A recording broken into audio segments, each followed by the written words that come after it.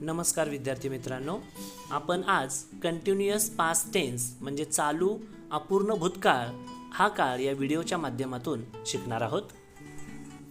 भूतकाळात एका विशिष्ट वेळी एखादी क्रिया घडत होती असे सांगण्यासाठी स्पेशली या काळाचा उपयोग केला जातो। तसंच या काळाच्या वाक्यरचनेत वॉज किंवा वेअर अशा सहाय्यकारी क्रियापदांचा वापर केला जातो, तर मुख्य क्रियापद जे आहे त्या क्रियापदास आयएनजी प्रत्यय लागतो हे विद्यार्थ्यांनी लक्षात ठेवायचं आहे। यानंतर वॉज आणि वेअरचा वापर आपण कोणत्या सर्वनामासमोर करणार आहोत ते पाहूया।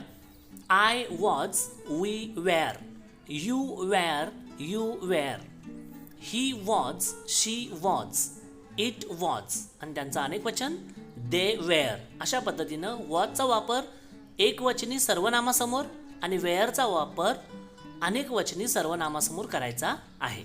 यानंतर आपण या काळाचं सूत्र पाहूया। S plus was oblique were plus V plus I N G plus objective or extension. ते काय फार महत्त्वाचं नाही। एस म्हणजे सब्जेक्ट, जो कर्ता आपण म्हणतो त्याला, तो वाक्याच्या सुरुवातीला येतो। त्यानंतर वॉज ऑब्लिक वेअर ही सहाय्यकारी क्रियापदं वापरतात मगाशी सांगितल्याप्रमाणे।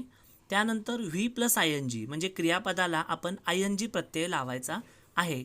आता आपण पुढे काय करूया, या काळाची वाक्य घेऊया म्हणजे तुमच्या लक्षात येईल। आता आपण या काळाची वाक्य बघूया। I was playing on the ground, मी मैदानावर खेळत होतो। We were playing on the ground, आम्ही मैदानावर खेळत होतो।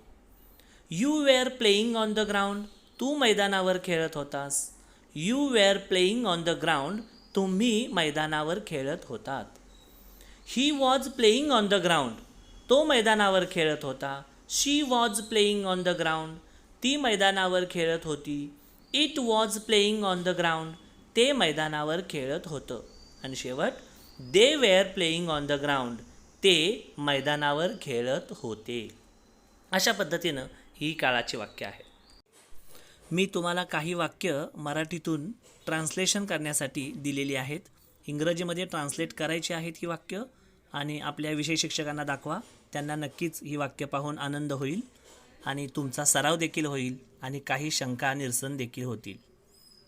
हा काळ समजला असेल, व्हिडिओ आवडले असल्यास लाईक, शेअर आणि सबस्क्राईब करायला विसरू नका। बेल आयकॉन दाबा म्हणजे माझे सगळे व्हिडिओ तुम्हाला पाहायला मिळतील।